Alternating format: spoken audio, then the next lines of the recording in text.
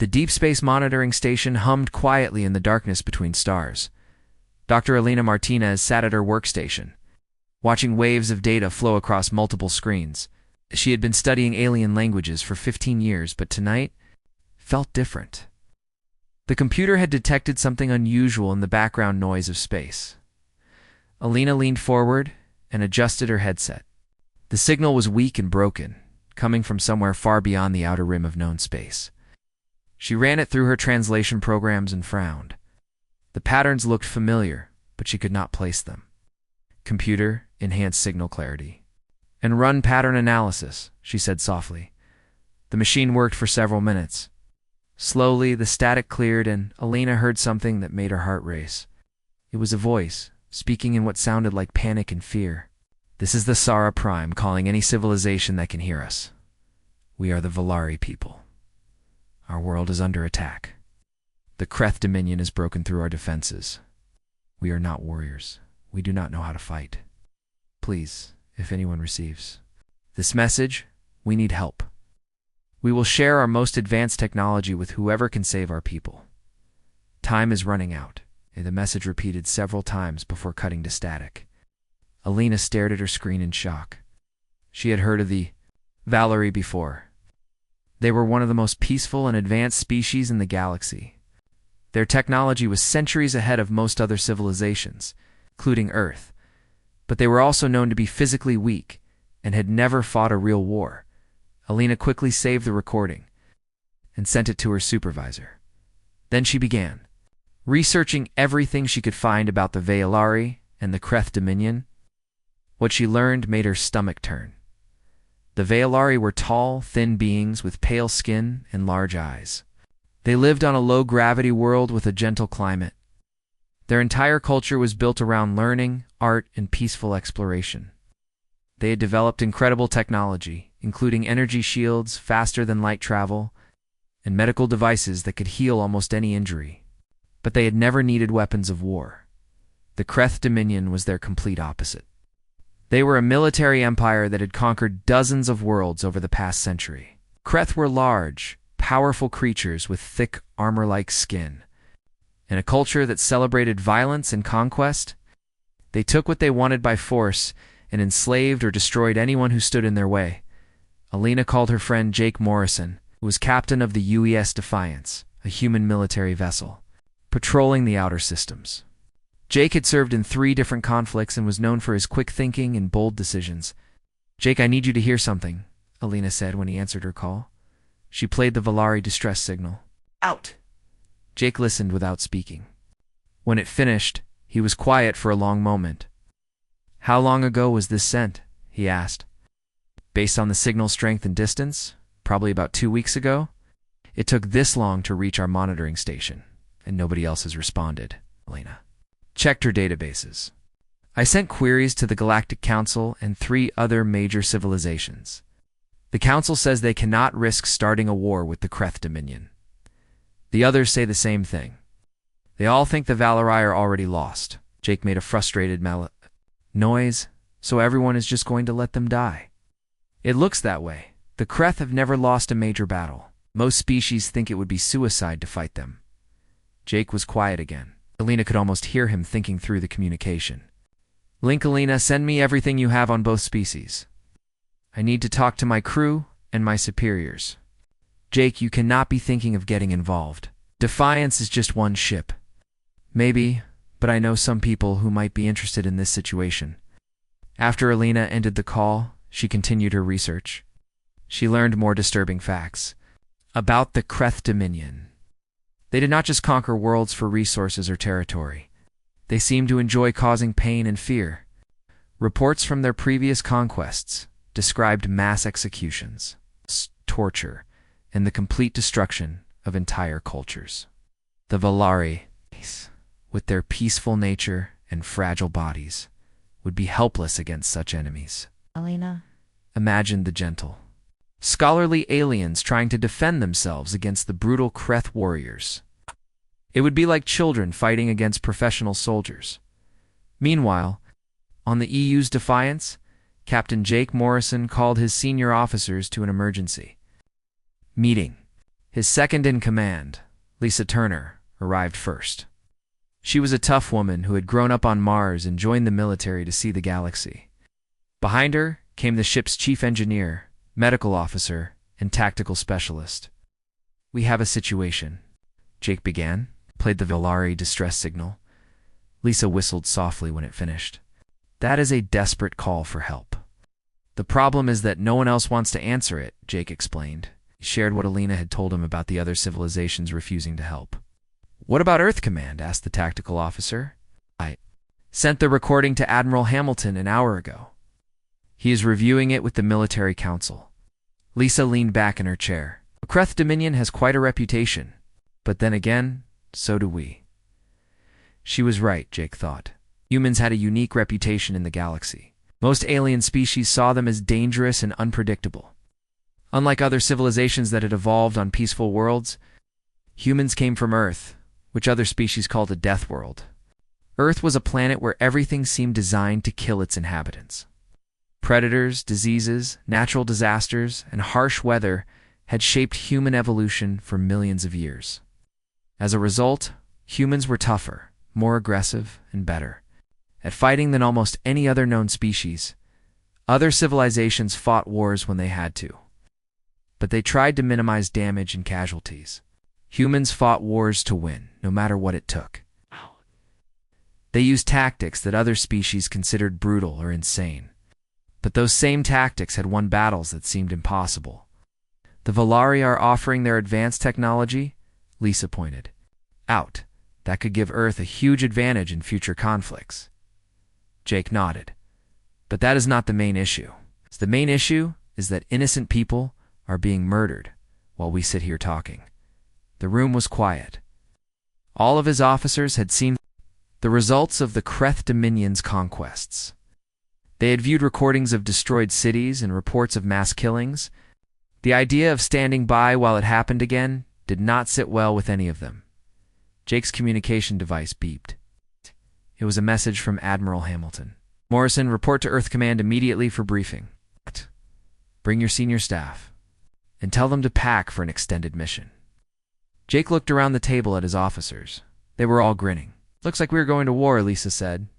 "Not we," Jake corrected. "The entire human fleet." Within hours, the UES Defiance was heading toward Earth at maximum speed. Behind them, other human ships were receiving similar orders. The Galactic Council and the major civilizations had decided that the Volari were not worth saving, but humans had different ideas about what was worth fighting for. They remembered what it was like to face extinction. They understood what it meant to fight against impossible odds. And they knew that sometimes the only way to stop a monster was to send a bigger monster after it. The Volari had cried for help, and no one had answered. But their signal had reached the one species in the galaxy that still remembered how to be dangerous when it mattered. The Deathworlders had heard them, and they were coming. The Earth Command Center buzzed with activity that had not been seen since the last major conflict. Admiral Chris Hamilton stood before a massive display showing the positions of every human ship in the outer sectors. Red dots marked their locations.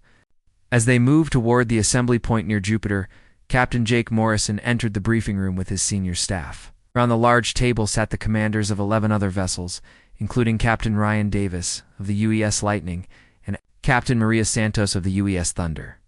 These were some of the most experienced combat officers in the human fleet. Admiral Hamilton activated the holographic display. The image showed the Thesara system, where the Volari homeworld was located. Red markers indicated Kreth ships surrounding the planet. "The situation is worse than we first thought," Hamilton began. "Long-range sensors show at least 40 Kreth vessels in the system. They have established a complete blockade around the Sara Prime. No ships are getting in or out." Lisa Turner studied the display. "What about civilian evacuations?" "Intelligence suggests the Kreth are not allowing any evacuations. They want to capture the entire population and all Valar technology intact." Hamilton switched the display. "To show intercepted communications, we've been monitoring Kreth transmissions for the past week. They are treating this as a hunting expedition rather than a military operation. They are enjoying the fear and panic of the Valar people." The room grew quiet. Everyone present had read reports about previous Kreth conquests. The alien empire did not just defeat their enemies, they terrorized them first, breaking their spirit before taking everything they owned.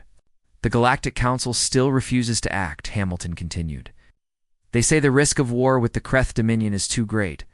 Other major civilizations have made the same decision. Captain Davis leaned forward. What about our allies? Centauri Federation wishes us luck, but will not provide military support? The Rigel Alliance says the same thing. We are going in alone. Jake was not surprised. Most alien civilizations fought wars very differently than humans did. They preferred long negotiations, careful planning, and limited engagements that minimized casualties.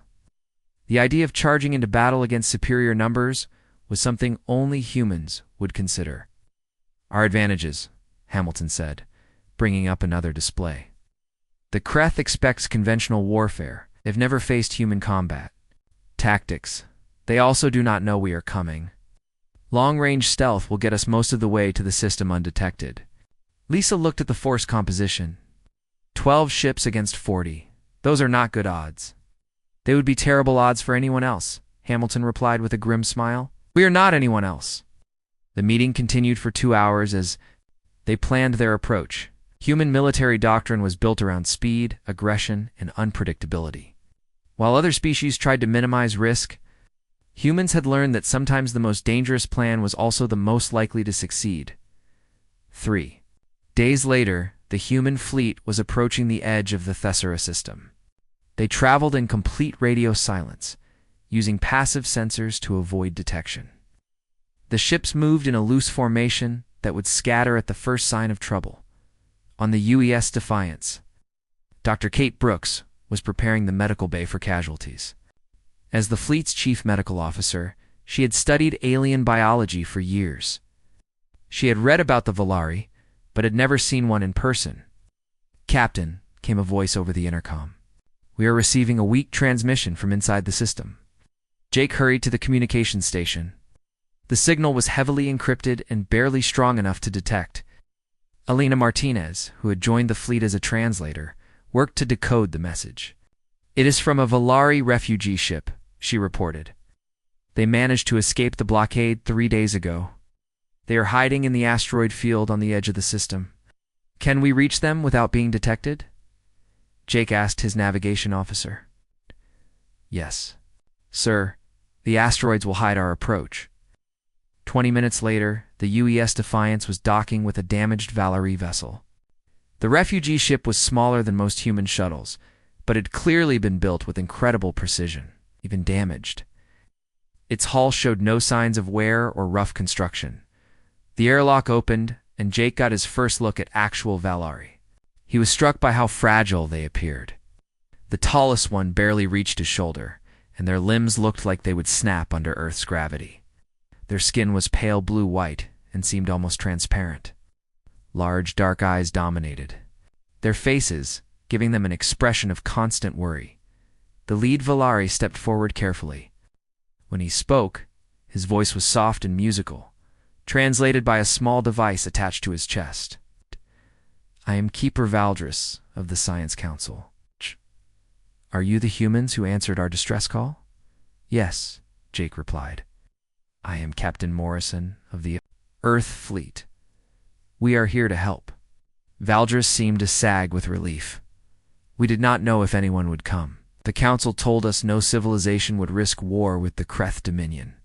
The Council was wrong, Lisa said firmly. What is the current situation on your homeworld? Valdris activated a small holographic display. The image showed the Sara Prime from orbit. Jake could see fires burning across entire continents. Kreth ships hung in the sky like dark clouds, occasionally firing energy beams at targets on the surface. The Kreth landed ground forces 6 days ago, Valdris explained. Our people tried to evacuate the major cities, but the Kreth hunt them for sport. They destroy our technology centers and cultural sites just to cause pain. Dr. Brooks stepped closer to examine the Valari refugees. Are any of you injured? Several of our people are hurt, but we dare not use our healing equipment. The energy signatures might give away our location.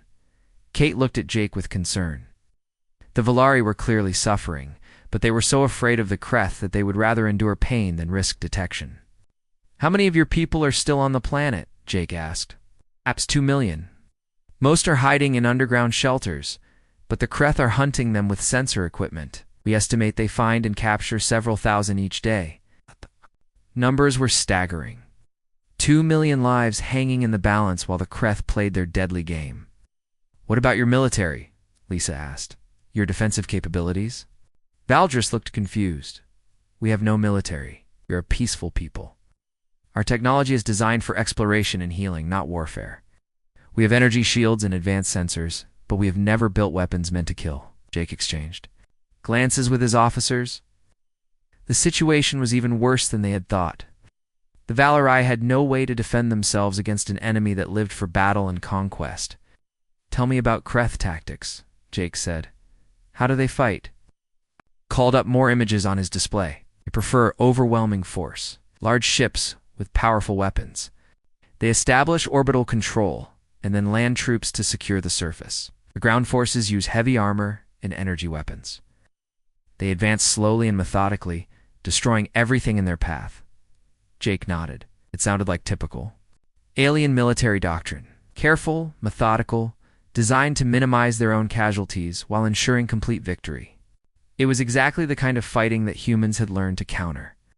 "Keeper Valdris," Jake said, "I need you to understand something. Human military tactics are very different from what you might expect. You do not fight the way other civilizations fight. Some of our methods might seem brutal or reckless to your people." Valdris looked at him with those large, dark eyes. "Captain Morrison, the Kreth, are torturing and killing my people for entertainment. Whatever methods you use cannot be worse than what is already happening." Jake felt a cold anger building in his chest. He had read the reports, but hearing it from a survivor made it real. The Kreth were not just conquering the Valari homeworld. They were terrorizing an entire civilization for fun. "We will need detailed information about Kreth ship positions and capabilities," Lisa said. "Of course, we'll share everything we know." Over the next several hours, the Valari refugees provided intelligence that human command had only dreamed of having. Detailed scans of Kreth vessels, information about their weapons and shields, even behavioral patterns of their commanders. What emerged was a picture of an enemy that was powerful but predictable. The Kreth fought the same way they had for centuries. They relied on superior numbers and firepower to crush resistance before it could organize. "They have never faced an enemy that attacks them directly," Valdris observed as they reviewed the data. "Other species try to match their tactics. They fight battles of attrition and try to outlast Kreth forces. That is not how humans fight," Jake said grimly. As the briefing concluded, Dr. Brooks was treating the injured Valari refugees. She was amazed by their advanced medical knowledge, but horrified by their physical vulnerability. These beings had created technology that could heal almost any wound, but their bodies were so fragile that Earth's gravity would probably kill them. "Doctor," one of the Valari asked, "is it true that your species evolved on a death world?" Kate paused in her work. "That is what other civilizations call Earth, yes. We have studied your planet from afar, the predators, the diseases, the natural disasters. How does any life survive in such conditions?" "By becoming stronger," Kate replied. "By learning to fight back." The Kreth Dominion fleet hung in space around the Sara Prime like a pack of metal predators. Their ships were massive and dark, built for intimidation as much as warfare. Energy weapons glowed along their hulls as they continued their systematic bombardment of the planet below. Commander Zekthal stood on the bridge of the flagship destroyer of worlds. He was a typical Kreth, standing nearly 8 feet tall with thick gray skin that looked like natural armor. His forearms ended in clawed hands, and his mouth was filled with sharp teeth designed for tearing flesh. "Report on surface operations." He growled to his tactical officer. "Hunting proceeds well, Commander. Our ground forces have captured another 1,000 Valari in the past day. The survivors continue to flee deeper underground, but our sensors are tracking them." Zekthal made a pleased sound. The Valari were proving to be excellent prey. They were intelligent enough to be terrified, but too weak to fight back effectively. Their fear made the conquest even more enjoyable. Any word from the Galactic Council? Continue to ignore Valerie requests for assistance. No military forces are moving in this direction. That's expected. Civilized species understand the price of opposing us. Zekthal turned back to the main display, which showed fires burning across the Valerie homeworld. In a few more days, they would have captured enough survivors to begin the real work. Valari technology would be studied and copied. Then the remaining population would be put to work in Kreth. It was a process the Dominion had perfected over many conquests. Fear, capture, enslavement, then integration into their growing empire. The Valari would simply be the latest addition to their collection. Commander called the sensor operator. I am detecting unusual readings at the edge of the system. Zekthal frowned. Define unusual? Possibly ships, but the signatures are strange. They appear to be using some form of stealth technology. How many vessels? Difficult to determine. Stealth is quite advanced, possibly 6 to 8 ships. It's relaxed. Even if another species had decided to interfere, 6 ships could not threaten his fleet of 40 vessels. Continue monitoring. Alert me when they come within weapons range. But the human fleet was not planning to wait for weapons range.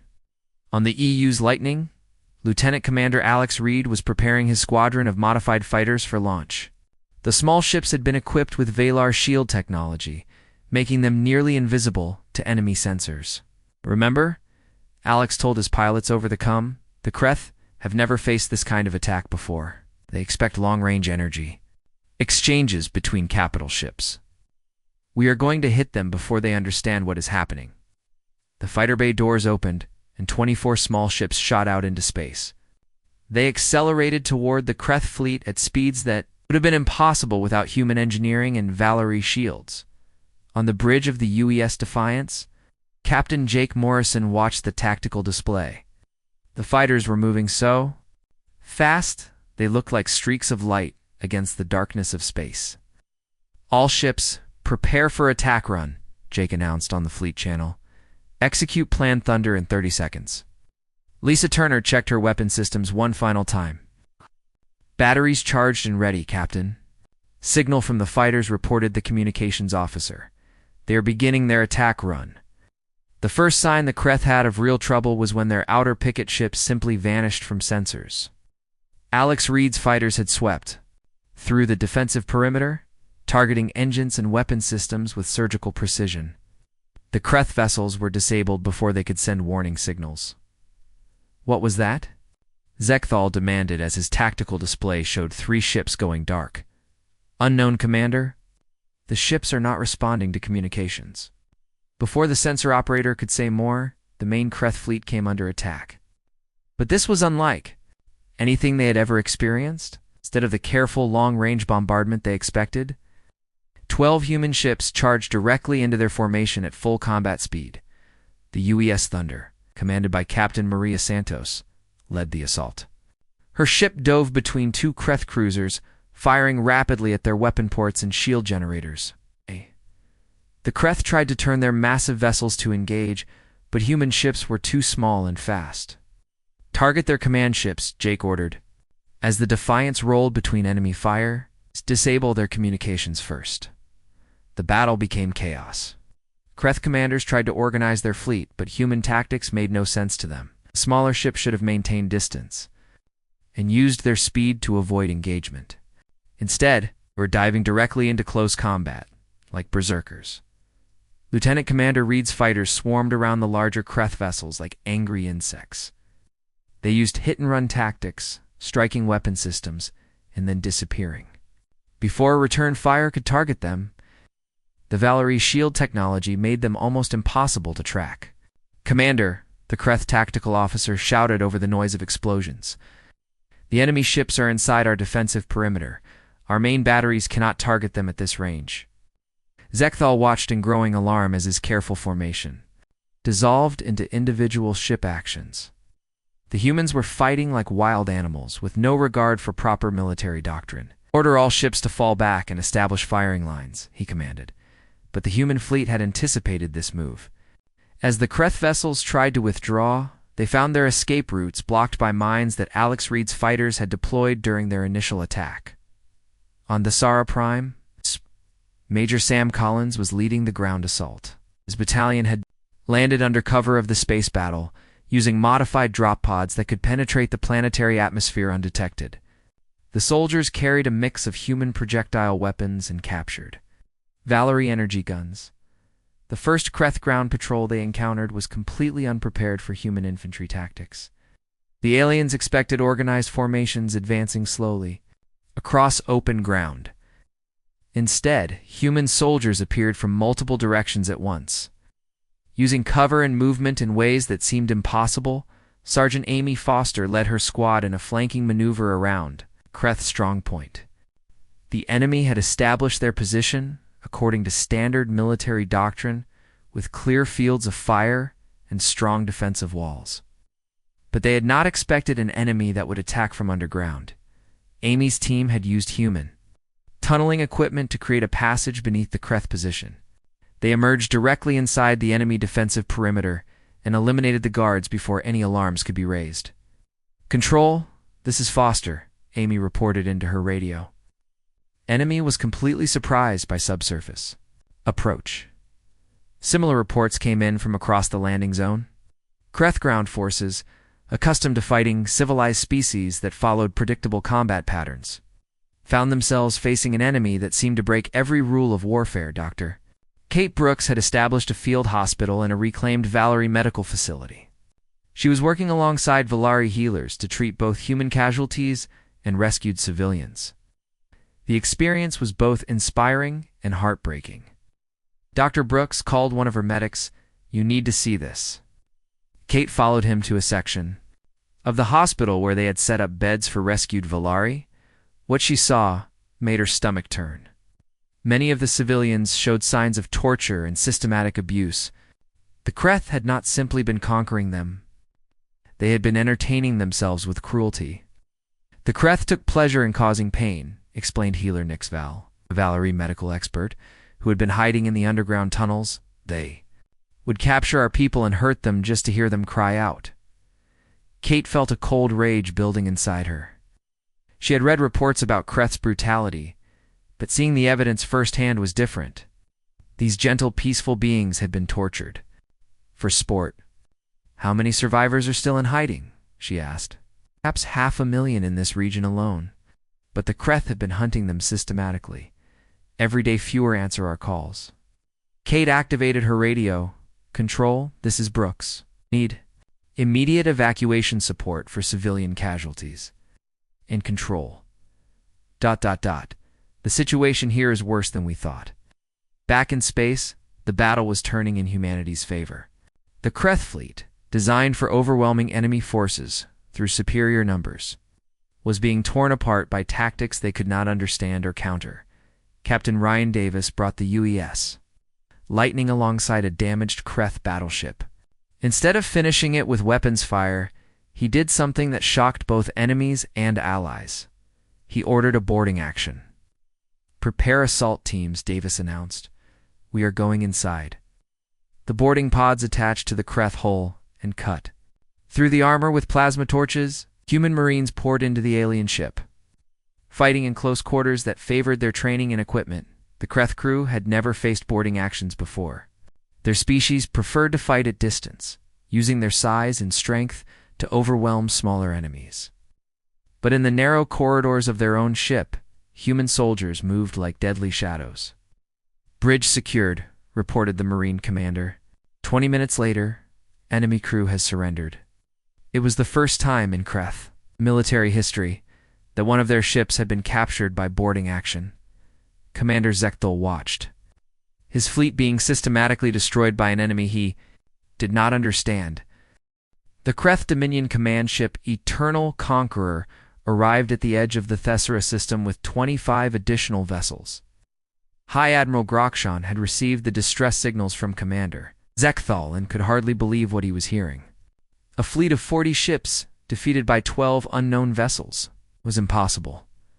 Grokshan was older and more experienced than most Kreth commanders. He had conquered 15 star systems and enslaved dozens of species over his long military career. No enemy had ever seriously challenged Dominion forces under his command. "Status report," he demanded as his ship entered the system. "Hi, Admiral. We are detecting the remains of 18 Kreth vessels floating dead in space. The surviving ships from the original fleet are scattered and attempting to regroup near the outer planets." Al-Grakshan studied the tactical display. The destruction was massive and complete. Entire ships had been blown apart or disabled beyond repair. What happened to the ground forces? Communication with surface troops was lost 6 hours ago. Long-range sensors show human forces advancing across the planet. Humans? Grakshan had heard rumors about this species, but had never encountered them personally. They were supposed to be primitive warriors from a dangerous world. How many ships do they have? 12, High Admiral. But their tactics are completely outside normal parameters. Grakshan made a dismissive sound. 12 ships against his combined fleet of 65 vessels. Whatever tricks these humans had used before would not work against overwhelming numbers. Signal all ships to form attack formation. We will destroy these primitives and complete the conquest of this system. But on the Sara Prime, the situation was already beyond recovery for the Kreth forces. Colonel Ben Parker had established a joint command center where human soldiers worked alongside Valari technical experts. The combination was proving devastatingly effective.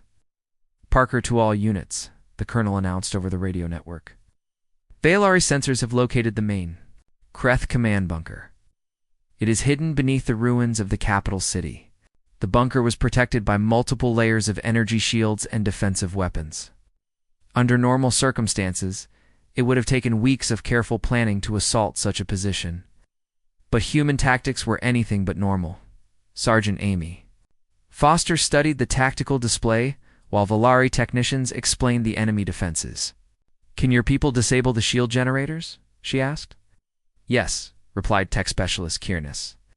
"But we would need to physically access the control nodes. They are heavily guarded." Amy smiled grimly. "Leave the guards to us." The assault began. At dawn, human soldiers moved through the ruined city using buildings and debris for cover.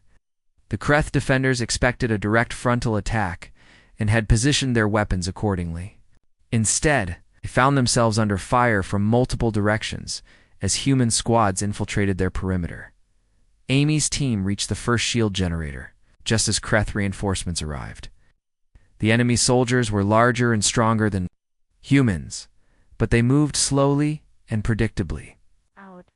They had been trained to fight in formation against organized resistance.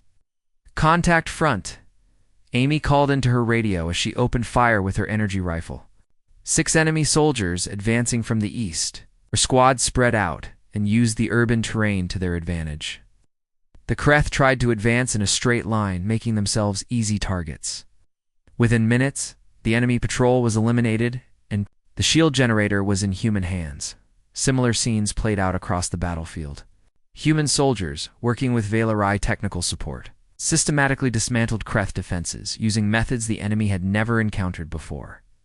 In space, Admiral Jake Morrison was preparing for the arrival of Kreth reinforcements. Intelligence from captured enemy communications had warned them that additional ships were coming. "How many are we facing this time?" Lisa Turner asked as she reviewed the tactical reports. 25 ships in the reinforcement fleet, plus whatever survivors we have from the original force. It's probably 60 ships total. Lisa whistled softly. "Those are serious odds. It would be for anyone else," Jake replied. "But we have advantages they do not know about." The human fleet had been modified during the battle using captured Kreth technology and Valari innovations. Human engineers working with Valari scientists had created weapons and defensive systems that combined the best of both technologies. Captain Ryan Davis tested his ship's new capabilities as the enemy fleet approached. "Engineering status on the new shield generators?" "All systems operational, Captain. The Valari modifications have increased our defensive strength by 40%. Captain Maria Santos was equally pleased with her vessel's upgrades. "Report, the energy cannons are fully charged, Captain. Range and power are significantly improved over standard human weapons." The combination of human engineering and Valerie science was producing results that neither species could have achieved alone. Human ships became tougher and more powerful. While Valari technology gained the aggressive edge it had always lacked, High Admiral Grokshan brought his fleet into attack position, confident that superior numbers would overwhelm the enemy. He ordered his ships to advance in the traditional Kreth formation, expecting the humans to retreat or attempt long-range combat. Instead, the human fleet did something completely unexpected. They divided into 3 groups and attacked from different directions simultaneously. "What are they doing?" Grokshan demanded. "This formation makes no tactical sense." His tactical officer studied the display in confusion. "High Admiral, they appear to be attempting to surround our fleet." "Impossible. They do not have enough ships." But Jake Morrison was not trying to surround the enemy in the traditional sense. He was using the mobility advantage of human ships to create multiple combat zones that the Kreth could not coordinate effectively. The Use Lightning led one group in a high-speed attack on the enemy right flank. Captain Davis brought his ships in fast and low, using the gravity well of the Sarah Prime to mask their approach until the last moment. The Use Thunder commanded the second group, striking at the enemy center with concentrated firepower. Captain Santos coordinated her attack with precision strikes from Alex, Reed's fighter squadrons. Jake himself led the third group against the enemy left flank, using captured Kreth stealth technology to appear suddenly among the enemy formation. The result was chaos. The Kreth fleet found itself fighting 3 separate battles at once, with no way to coordinate their response effectively. Their ships were designed for massive frontal engagements, not the fluid combat that humans preferred.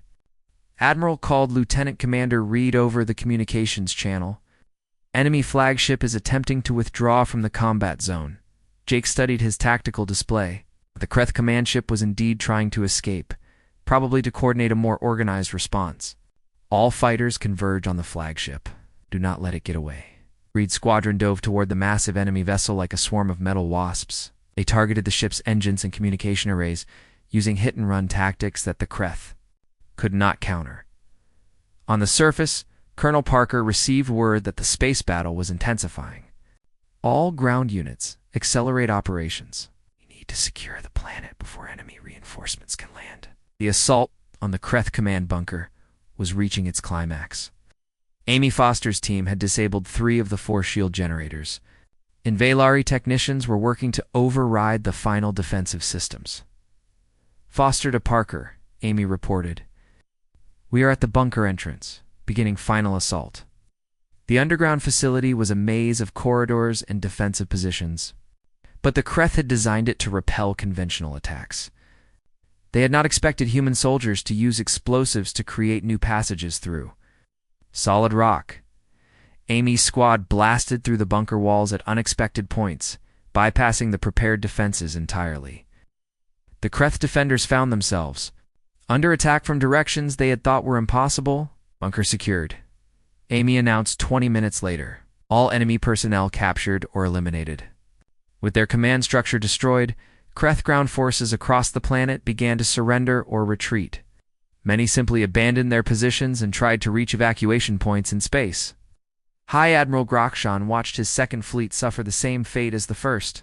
Human tactics were unlike anything in Kreth's military experience. They fought with a ferocity and creativity that seemed almost insane.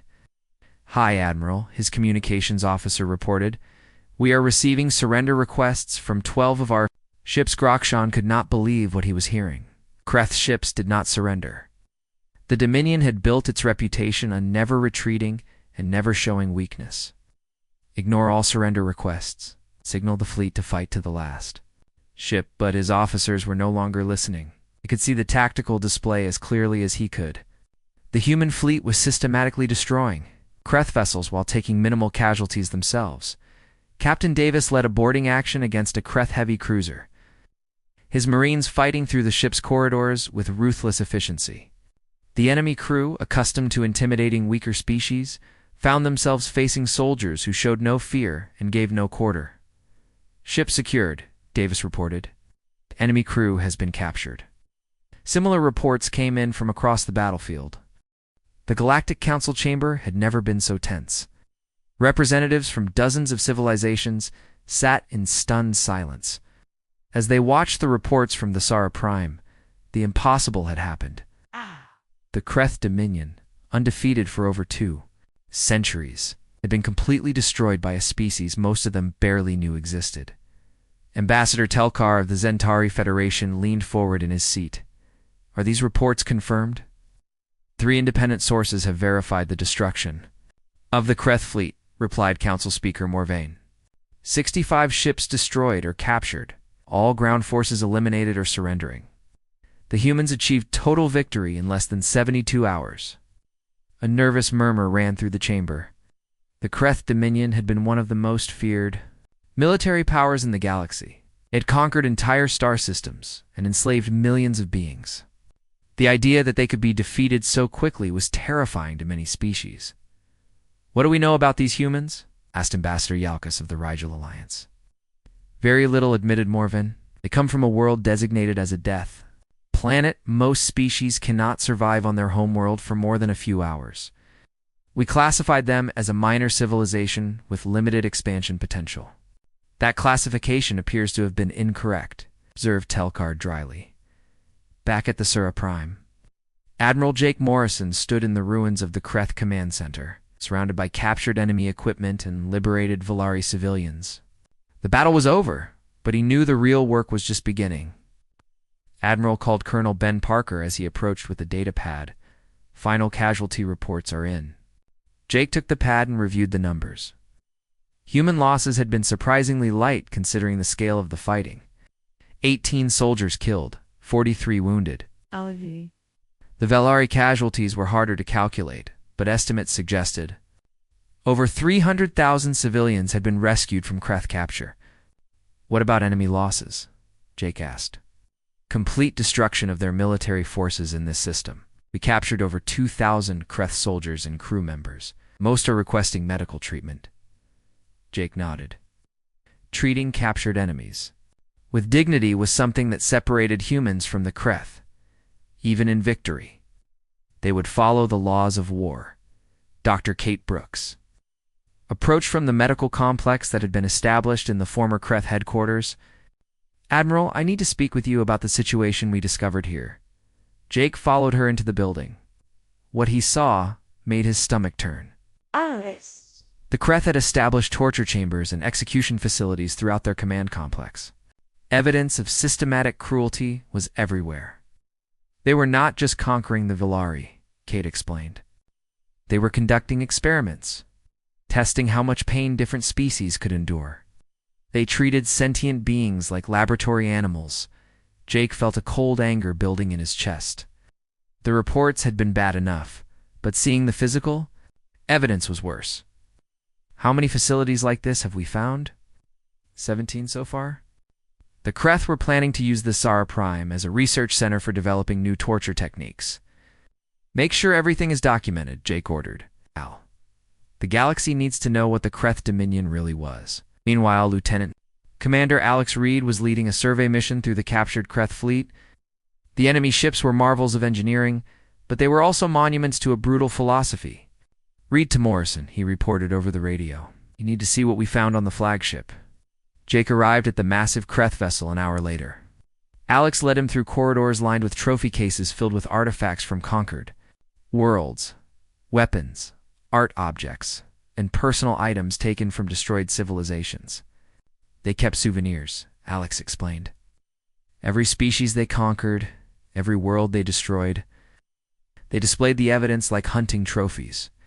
In the ship's databanks, human technicians working with Volari computer experts had discovered detailed records of Kreth conquests. The files contained not just military reports, but recordings of torture sessions and mass executions. Admiral called tech specialist Jenny Walsh. We found something else. The Kreth were planning to attack Earth. Jake stopped walking. What? Jenny brought up a holographic display showing star charts and invasion plans. They identified Earth as a potential threat after our first contact with other species. They were gathering intelligence for a preemptive strike. The invasion plan was detailed and thorough, Kreth had studied human military capabilities and developed strategies, specifically designed to overcome Earth's defenses. They planned to attack without warning, destroying major population centers before any resistance could organize. Jake studied the timeline. When were they planning to attack? According to these files, the invasion fleet was scheduled to depart for Earth immediately after the conquest of the Sara Prime. The implications were staggering. If the Valerie had not sent their distress signal, the Kreth would have completed their conquest and moved on to attack humanity. Earth would have faced the same fate as dozens of other worlds. Copy all of this. Data, Jake ordered. Earth Command needs to see everything. On the planet's surface, Keeper Valdris was working with human engineers to assess the damage to Valari infrastructure. The Kreth had destroyed many important facilities, but much of the planet's advanced technology had survived. Captain Morrison. Valdris said as Jake joined the survey team, "My people owe you a debt that can never be repaid." "You do not owe us anything," Jake replied. "We did what was right. Nevertheless, the Valari Council has authorized me to share our most advanced technologies with humanity. Our scientists are already working with your engineers to develop new systems." Jake had seen some of the preliminary results. Human weapons combined with Valari energy systems created firepower beyond anything either species could achieve alone. Human armor enhanced with Valari shields could stop almost any known weapon. The partnership was producing remarkable innovations. "There is something else," Valdris continued. "We have been monitoring communications from across the galaxy.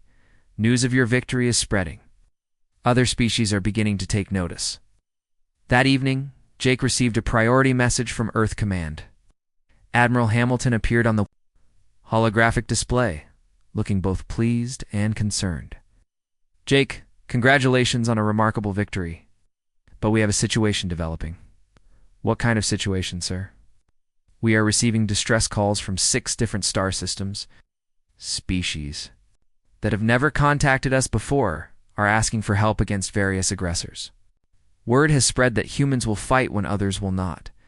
Jake was not surprised. The galaxy had operated under certain rules for centuries. Peaceful species accepted conquest because fighting back was too costly. Aggressive species expanded because no one was willing to stop them. Humanity had just changed those rules forever. "What are your orders, sir?" "The President and the Military Council are meeting to discuss our response." "But Jake, I think you know what decision they will reach." Jake did know. Humanity had found its place in the galaxy. They were not explorers or traders or diplomats. They were the species that other species called when monsters came knocking. Over the following days, reports continued to arrive from across the galaxy. The Kreth defeat had sent shockwaves through every major civilization. Aggressive species that had been planning their own conquests suddenly found themselves reconsidering. Peaceful species that had accepted their fate as potential victims began to hope for protection. The Galactic Council called an emergency session to address what they termed the human situation. Many species were demanding that humanity be classified as a potential threat and contained before they could disrupt galactic stability further. But other voices were beginning to speak up. Species that had lived in fear of aggressive neighbors for generations were asking why the Council had never been willing to protect them. Why had it taken an unknown species from a death world to do what the entire galactic community had refused to do? Captain Ryan Davis brought the UES Lightning back to Earth carrying the first group of Valari scientists.